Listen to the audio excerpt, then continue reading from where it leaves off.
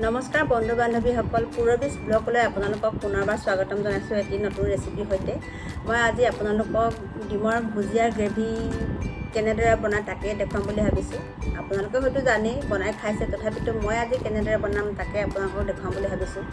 ডিমৰ পৰাতো নানা ধৰণৰ ৰেচিপি তৈয়াৰ কৰিব পাৰি। এই ধৰক ডিমৰ অমলেট বনাই তৰকাৰী বনাব পাৰি, ডিমৰ দম বনাব পাৰি, ডিমৰ আলুৰ সৈতে পিটিকা কৰিও খাব পাৰি, ডিমৰ বিলাহী আৰু পিঁয়াজ জলকীয়া দি ভাজি বনাইও খাব পাৰি।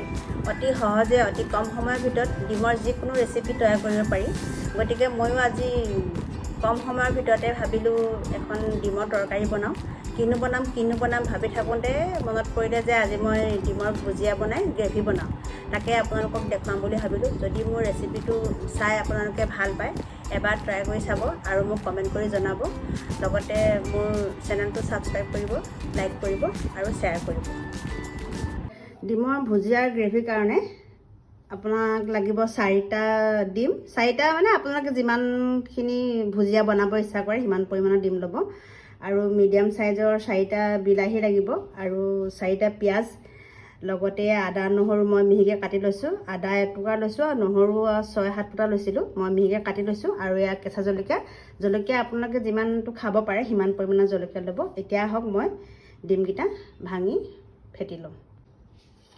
ডিমকেইটা ফেটোতে একো দিব নালাগে, অকণমান নিমখ দি ল'ব আৰু ধুনীয়াকৈ এনেকৈ ফেটি ল'ব। এতিয়া ভুজিয়াখিনি বনাবৰ কাৰণে এখন পেন গৰম কৰি সামান্য তেল দিব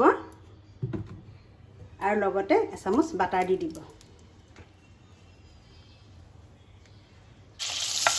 এতিয়া এয়া তেলখিনি গৰম হ'ল। বাটাৰ নিদিলেও হয়, অকল তেলতো দি বনাব পাৰে, একো নাই, বাটাৰটো দিয়াটো জৰুৰী নহয়। তাৰপৰা লাহেকৈ এই ডিমখিনি বাকি দিব।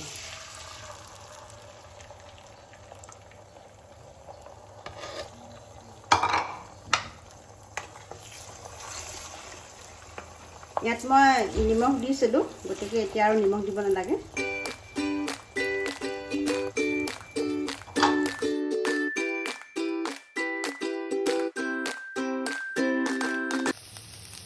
এয়া ডিমৰ ভুজিয়া বনাই হৈ গৈছে। এতিয়া এখন প্লেটত এইখিনি কাঢ়ি ল'ব।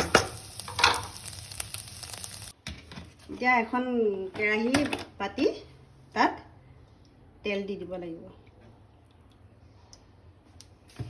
তেল কিমান খায় আপোনালোকে আন্দাজত দিব। তেল গৰম হ'লে ইয়াত শুকান মছলা দিব। এটা ডাঙৰ ইলাচি, 2 টুকুৰা ডালচেনি, 6-7টা লং আৰু 3-4টামান গোটা জালুক দি দিব।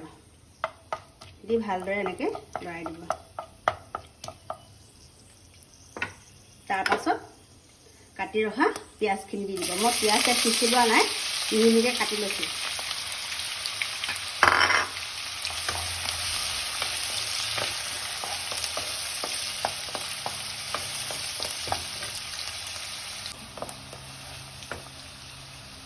তাৰপৰা এই আদা নহৰু মই মিহি কাটি থৈছিলোঁ ইয়াত বাকি দিব।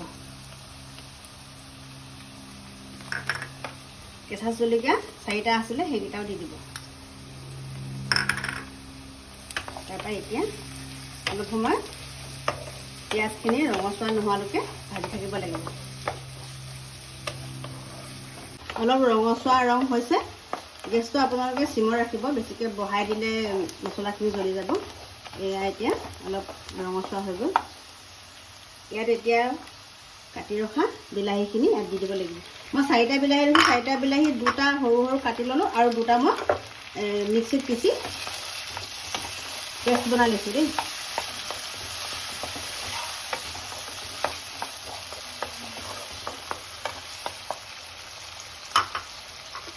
ইয়াত এতিয়া আপোনালোকে সোৱাদ অনুসৰি নিমখ দিব, এচামুচ হালধি পাউডাৰ দিব, কালাৰৰ কাৰণে এচামুচ কাশ্মীৰ মিৰ্চি দিব, এচামুচ ধনিয়া গুড়া দিব, এচামুচ জিৰা গুড়া। তাৰপৰা ভালকৈ এনেদৰে লৰাই দিব।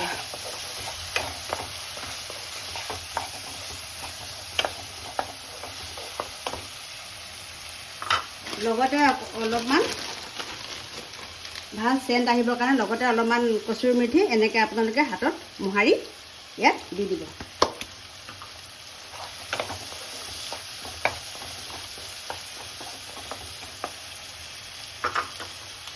সিজিবৰ কাৰণে অকণমান ঢাকনাখন দি অলপ গেছটো চিমত দি ৰাখি দিব। এতিয়া এইখিনি ঢাকি দিয়াৰ কাৰণে ধুনীয়াকৈ সিজি গ'ল। এতিয়া ইয়াত মই 2টা বিলাহী পেষ্ট বনাই ৰাখিছিলোঁ, ইয়াতে বাকি দিম। এতিয়া আৰু অলপ সময় ভাজিব লাগিব। ইয়াৰ বিলাহী কেঁচা গোন্ধটো নোযোৱালৈকে ভাজি থাকিব লাগিব।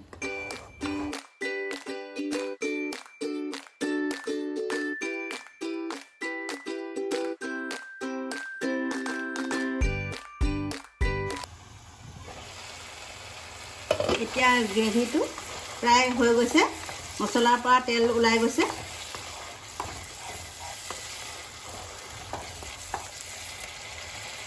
এতিয়া ইয়াত লাহেকৈ আপোনাক কিমানটো জোখৰ ৰাখিব সিমানটো আন্দাজত পানী দি দিব।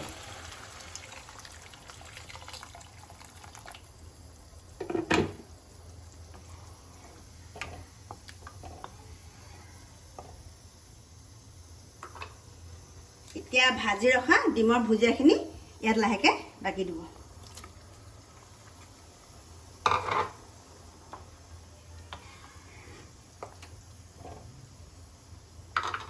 আৰু 2-3 মিনিটৰ কাৰণে অকণমান ঢাকি ৰাখিছোঁ। এই চাওক মোৰ ডিমৰ ভুজিয়া গ্ৰেভি ৰেডি হৈ গৈছে। এতিয়া ইয়াতে অকণমান গৰম মছলা দি দিব।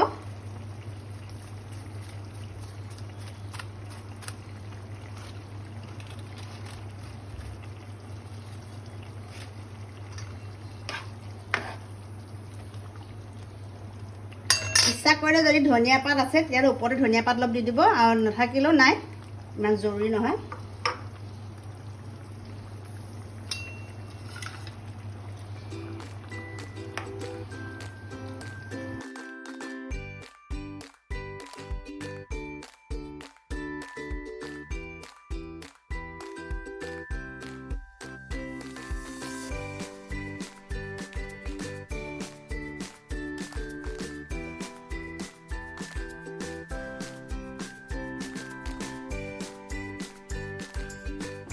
এয়া মোৰ ডিমৰ ভুজিয়াৰ গ্ৰেভি ৰেডি হৈ গ'ল।